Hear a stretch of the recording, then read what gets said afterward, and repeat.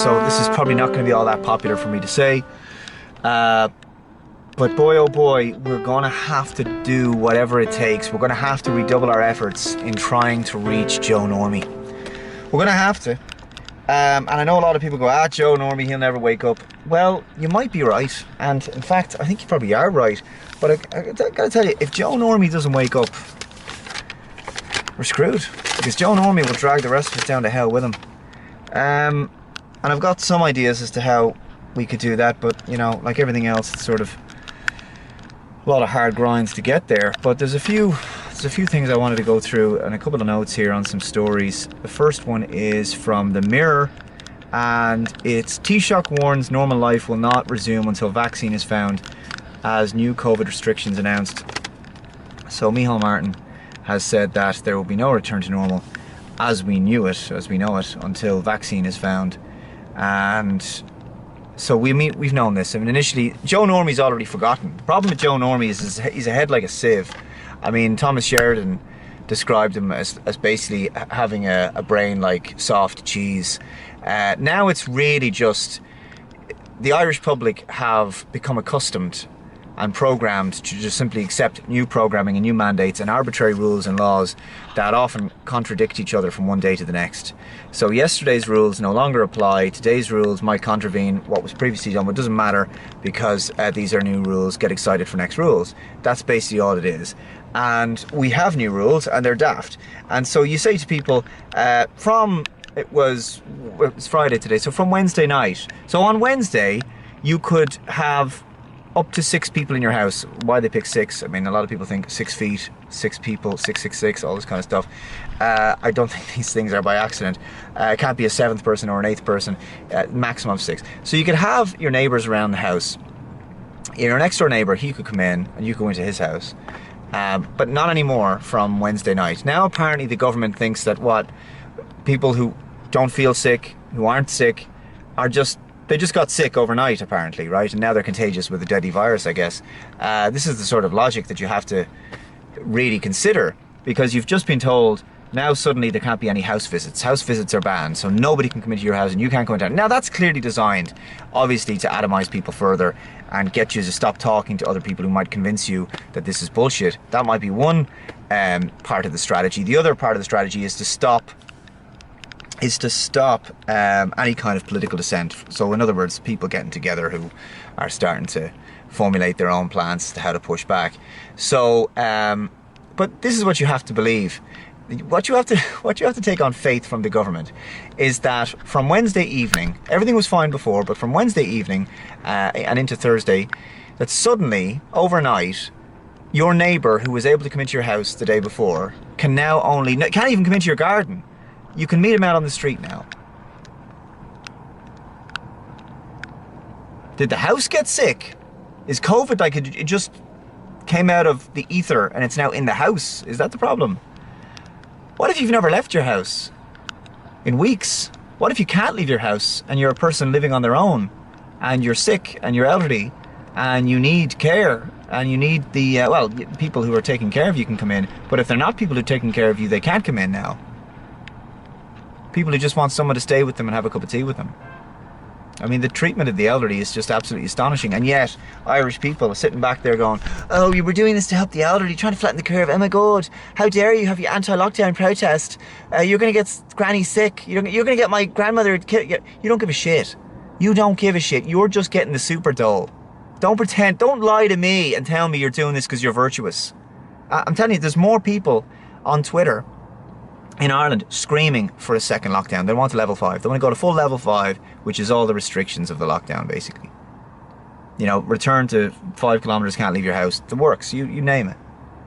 As to how they're going to justify keeping the schools open, they probably won't. But that's what they've done. And so you can't... So this is what people have to really think is the daftness of it. Maybe we need to bring the daftness to people and let them know, you know, please, can you just trust your own human intuition? Because you've turned off your instincts, you've turned off your intuition, and now you're just simply doing whatever you're told, and you're not thinking. And that's the most damaging thing in all of this. You can go to a bookies with 30 other people in this small bookies. You can go to the grocery store. That's an enclosed space. Okay, you can go inside that building. It has a roof and walls. You're going inside. You're not outside. There's not some awning over you. You're inside a physical building, and you can be there, and you can be in the company of dozens and dozens of other people. You can go to the shopping centre and be there with hundreds of other people. Of course, there's limits on the number, but nevertheless, you can go into that Aldi or Lidl and you can pick up the can of beans, or you can pick up, washing up liquid, and you can pick it up and go, I don't want to buy that, and put it back down again. And that's going to be touched by dozens and dozens of other people. That's apparently not an issue. But people can't come into your house. And the justification has been, well, shopping centres, supermarkets, shops, bookies, whatever, they're controlled environments. And a house isn't. We can't control those. In other words, they're admitting to you, we want to be able to control your house. And people just gave up. In other words, people have basically given up their right to privacy, but also their right to private property. This is how it's slowly eroded over time, that you can't determine who's allowed into your house or not. So surely the only person who's permitted to ban someone from their house or their apartment, whatever, is you. You're the only one. If you live there, if it's your premises, you're the only one.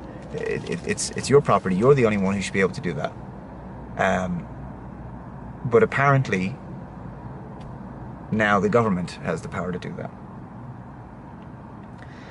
So, and people don't see that this is clearly the slow encroachment of the removal of property rights, which is an essential part of communism, isn't it? You can't go to mass, you can't go to church. I mean, the Catholic Church is completely sold out in this regard, and they're doing the online mass thing, right? They don't want people getting together in their places of worship, but they can go to the shopping centre, they can go to the supermarket. Okay, so also it says from tomorrow, which is Thursday, 3 counties will be placed in level 4 lockdown restrictions, and the household visits are banned. And again, this is apparently going to stay in place until November. I mean, and then it'll just be extended indefinitely. There's calls now, NEFIT have called for level 5 restrictions, and that's to carry on for weeks and weeks. But there's people begging for it. And I've seen some comments on Twitter, and again, these people obviously don't have businesses of their own. They obviously, and also I'm staggered at the young people, my own age and younger, especially much younger people. I thought that they really wanted to have a social life and to have joy in their life and to be able to meet their friends and to go out and go to the cinema or go for a drink and do their hobbies, whatever, and to have leisure pursuits. But obviously they don't give a shit. Obviously staying at home, collecting the super dole, which is dwindling, by the way, all the time, and being furloughed and watching Netflix, obviously that's enough for them. I'm just astounded that people don't give a shit about mental health. The government has stopped recording. They stopped talking about suicides now. Of course they would. Everybody knows that when you take away absolutely everything that's meaningful from a person, and then you lock them away, and you take away all their rights to move around, and they're effectively under in extended periods of isolation, yeah, it causes mental health issues. And then you bombard them with fear-mongering messages. What do you think's going to happen? What do you think's going to happen? But these people don't give a shit. They'll lock us down. I get these comments on Twitter. Yeah, lock us down for November, so then I can visit my mum and dad for Christmas.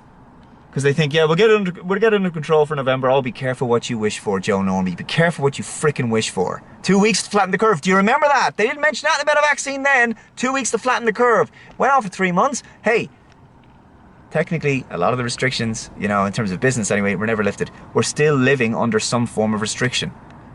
The lockdown has not ended. It's still going on 7 months later. It's just the hardcore lockdown ended, but now they want to put us back. And now you're begging to go back into it?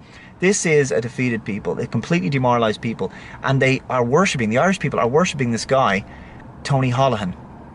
It's incredible since he's been back. And I think it's the usual thing. It's really is like, your lordship Holohan. This is the kind of attitude. They treat